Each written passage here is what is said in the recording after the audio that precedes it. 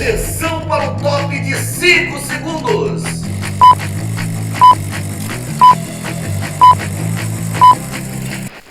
Vive forte na onda do esporte nessa segunda parte do Momento do Esporte. Na primeira parte você curtiu o Fluminense, o Flamengo. Agora vamos falar do Botafogo e do Vasco. O Botafogo que venceu, aliás, não empatou com o Grêmio, mas foi um empate com sabor de vitória, porque o Botafogo foi engarfado e faz o clássico contra o Fluminense domingo no Maracanã. E o Machão da Gama, que venceu o Bahia 3-1 e joga amanhã, sábado, contra o Cruzeiro. O Vasco que realmente está, crescendo, se afastou ali da zona de rebaixamento. Você vai curtir com os mínimos detalhes e também a rodada, 25ª rodada do Campeonato Brasileiro e a classificação. O Momento do Esporte está começando.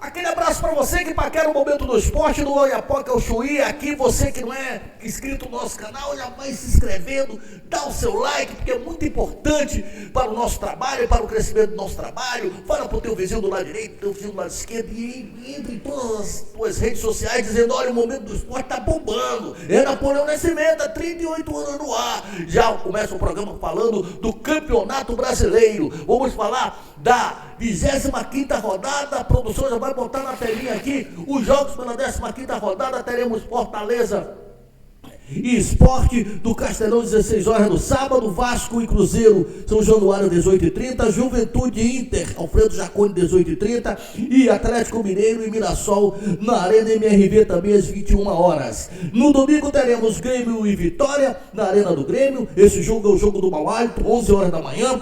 Fluminense e Botafogo, clássico do Maracanã, 16 horas. Bahia e Palmeiras, Arena Fonte Nova, 16 horas. Bragantino e Santos, do Cícero Souza Marques, 18h30. E Flamengo e Corinthians na Neoquímica. Aliás, Corinthians e Flamengo, mando de campo é do Corinthians. Flamengo joga com o Corinthians lá na Neoquímica, da Arena Neoquímica, 20h30.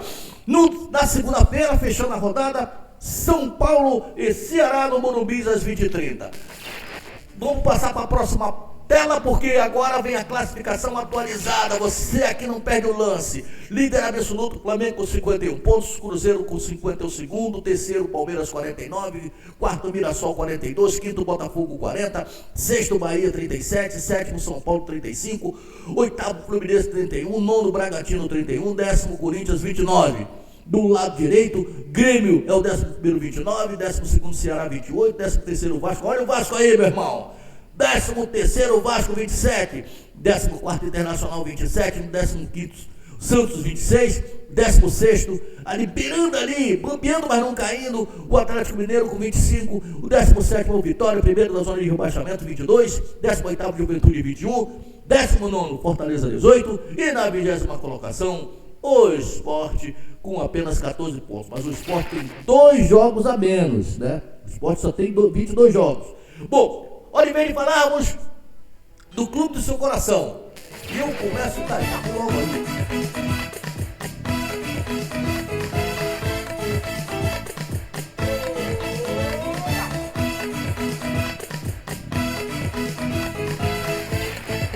Você sabe aquela história que diz que eu vou apressado com o microfone? Pois é. Eu começo falando do Botafogo nisso. O Botafogo que foi, garfado lá na Arena do Grêmio. Eu não vou nem entrar em muitos detalhes, porque quem vai contar essa história toda é o Marcos Salles. Fala do Botafogo aí, Marquinho. Nascimento, tudo bem? Forte abraço para você, para Tony De Luca, para Eros Love e também para Dani Nascimento. Napoleão, o Botafogo foi ao Sul enfrentar a equipe do Grêmio e mesmo com vários desfalques, 13 jogadores não estavam à disposição do técnico, o David Ancelotti, e conseguiu arrancar um empate do Grêmio. O time foi um time que lutou bastante, teve oportunidades, mas o time do Grêmio que jogava em casa pressionou o Botafogo. O grande destaque foi o goleiro Léo Link, que no primeiro tempo garantiu o 0-0 com defesas difíceis. E o Botafogo chegou a ter uma oportunidade com o Matheus Martins, que recebeu o lançamento do Jefinho, chegou a ficar cara a cara com o Thiago Volpe, mas como foi ali pressionado pelo zagueiro, o Kahneman acabou chutando para fora e perdendo a oportunidade de fazer o gol do Botafogo. Já no segundo tempo, com o lançamento preciso do Marlon Freitas, né? O Cuiabano acabou surpreendendo, fazendo um facão ali pelo lado esquerdo, recebeu a bola, dominou e de perna direita fez o gol da equipe do Botafogo, que a partir desse momento conseguiu ter parte do controle do jogo e deu poucas oportunidades para o Botafogo, apesar de ter dado uma grande oportunidade, onde o Dodi, né, pegou uma bola mal atrasada ali, conseguiu, né, ganhar do Barbosa, e quando chutou, mais uma vez, Léo Link acabou fazendo a defesa. E aí, já no final do jogo, numa cobrança de falta, a bola acabou batendo na mão do jogador do Botafogo dentro da grande área, pênalti para o Grêmio. O goleiro Thiago Volpe foi lá, bateu com categoria, fazendo o gol de empate do Grêmio, né? Um empate ficou com um gostinho de quero mais para o Botafogo, que poderia ter conseguido a vitória, já que isso aconteceu na parte final da partida. Agora tem um clássico diante da equipe do Botafogo no final de semana no Maracanã, e o David Ancelotti tenta aí recuperar alguns jogadores para que possam estar à disposição no clássico de domingo diante do Fluminense.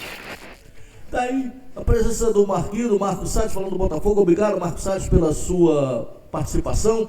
Vamos agora curtir aqui a diretoria do Flamengo chiou mais do que panela de pressão. Vamos curtir o Léo aí, ele reclamando e muito da arbitragem. Fala aí, Léo. Em nome da instituição Botafogo, expressar a nossa extrema indignação com o que houve aqui hoje. Vou repetir as palavras que eu falei para a arbitragem. O que aconteceu aqui hoje foi uma vergonha que culminou num resultado que nos deixou com 2 pontos na conta da arbitragem. Esses 2 pontos ficaram para trás exclusivamente por conta da arbitragem. O lance que originou o pênalti.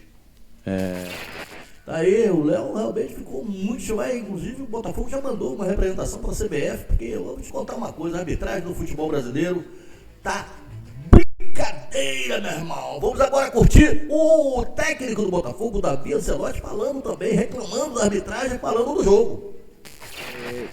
Tivemos, como todos sabemos, muitos desfalques, então procuramos encontrar soluções nos treinos, e uma dessas soluções era Jefinho como meia.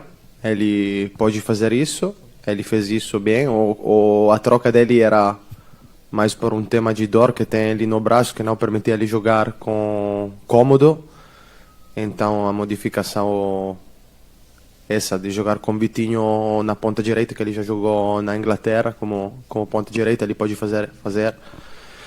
E o time controlou bastante bem, defensivamente, organizado. O time estava... Tá aí o técnico do Botafogo. Olha, o Botafogo não é brincadeira não, vai todo esmalcado para esse jogo contra o Fluminense. Olha só, a zaga, o meu zaga todo, né? O Pantaleão foi expulso, o Alexandre Barbosa recebeu o terceiro. Então, são jogadores aí, olha. Vai ser o Alex Telles contundido, o Alexandre Barbosa, terceiro cartão, Caio Pantaleão expulso, Arthur Cabral, também terceiro cartão, Montoro, está treinando a seleção da Argentina, Matheus Martins. Vou te contar uma coisa, eu não sei como é que o técnico David Ancelotti vai escalar esse time. Eu coloquei aqui para a galera do Botafogo o esboço do time, daqui a pouco eu vou botar na tela ali, mas eu acho que, olha só, esse cara é um predestinado, né? O Cuiabano recebeu, o pessoal pensando que ele estava impedido, ele foi lá e fez o gol do Botafogo, o gol bonito do Cuiabano. Mas, ao apagar das luzes, como diriam os antigos, o Botafogo cedeu um empate, né? Num pênalti meio maroto, mas é assim mesmo, né? Infelizmente. O cara deu aí que a bola bateu na mão, na minha opinião, bateu nas costas, não foi? Aí a galera foi reclamar lá e o cara, ele vai cobrar, o VAR chamou, ele vai, olha, eu não vou nem ver essa cena novamente, que é uma cena muito desagradável, né? O pênalti a favor do Grêmio foi muito reclamado. Você viu ali, né, o repúdio do Léo, foi lá, viu, o VAR aconselhou a dar o pênalti, ele deu o pênalti e aí, ó, 1-1, o cara empatou. Realmente uma cena lamentável. A CBF está tentando melhorar, esse novo presidente da CBF está com boas ideias, mas a comissão de arbitragem tem que mudar. Tem que reciclar esses hábitos, porque realmente não há critério. Tem bola que bate na mão do cara, o árbitro não dá. Tem bola que bate, o VAR vai e aconselha. Então eu aposto que se tivesse aqui no Rio, duvido que ele daria esse pênalti no Engenhão. Né? Repúdio da torcida, eu me solidarizo com a torcida do Botafogo, porque isso não pode acontecer, estão prejudicando o Botafogo. Bom, o time provável do Botafogo, o Davi Lancelotti, vai ter muita dificuldade para montar esse time. Vamos lá, bota na telinha aí o provável time, tá aí. É o Léo Link, que fez defesas sensacionais. O Vitinho, o Gabriel ou o Davi Ricardo, se estiver em condições. O Marçal vai para a zaga e o Cuiabano. Marlon Freitas, Newton, Savarino ou Jefinho, Santiago Rodrigues, Arthur e o Cris ou Matheus Martins. Esse é o time do Botafogo para o jogo clássico de domingo, 16 horas, no Maracanã. Saindo do Botafogo, vou falar do Machão da Gama, gente. Gigante da Colina, o Machão da Gama. Meu amigo deputado Renato Machado, que não perde o jogo. O Felipe Teicu também, secretário de Esporte e Lazer de Maricá. O Vasco que venceu o Bahia. Um jogo difícil demais, né? O Bahia saiu na frente e a torcida começou a ficar impaciente, mas, pô, olha, eu vou te contar uma coisa. Mais uma vez quero parabenizar o Felipe Coutinho, que está jogando fino da bola, e daqui a pouco o Fernando Diniz fala, inclusive aqui em entrevista à TV Universidade, a Napa TV, de que o Felipe Coutinho está merecendo uma convocação. Antes de vir trazendo todas as notícias do Vasco, claro que é a melhor cobertura do Vasco. Vem de lá, Marcos Salles, falando do Vasco.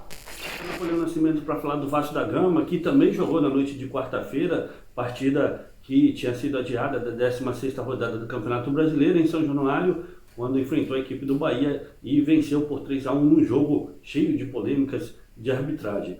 O fato é que o Vasco começou bem, né? E a equipe do Bahia teve uma oportunidade no primeiro tempo. O Vasco acertou uma bola na trave com o Nuno Moreira, mas na sequência, como sempre, uma repetição, né? Já foram 9 erros que acabaram acontecendo no setor defensivo do Vasco e culminaram com gols do adversário. E na quarta-feira não foi diferente, um erro de passe do Lucas Freitas para o Hugo Moura, a roubada de bola. E aí o time do Bahia conseguiu fazer o seu gol. O Vasco, né, sentiu ali o gol, mas aos poucos foi tomando novamente o controle da partida.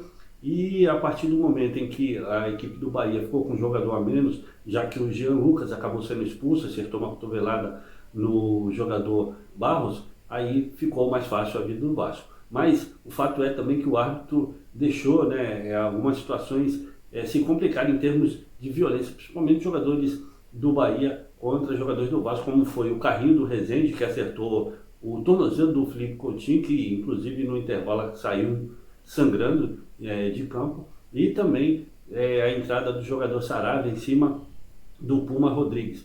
E nos dois lances eram lances para cartão vermelho e o árbitro deu cartão amarelo. No primeiro, o lance do Rezende com o Coutinho, o VAR não se intrometeu, mas no segundo lance contra o Puma Rodrigues, o VAR, né, chamou o árbitro, né, indicando ali que deveria trocar o cartão de amarelo para vermelho, mas ele acabou mantendo vermelho, coisa que revoltou a torcida vascaína, o elenco vascaíno e até o presidente Pedrinho, que no final ali ficou na bronca com o árbitro da partida.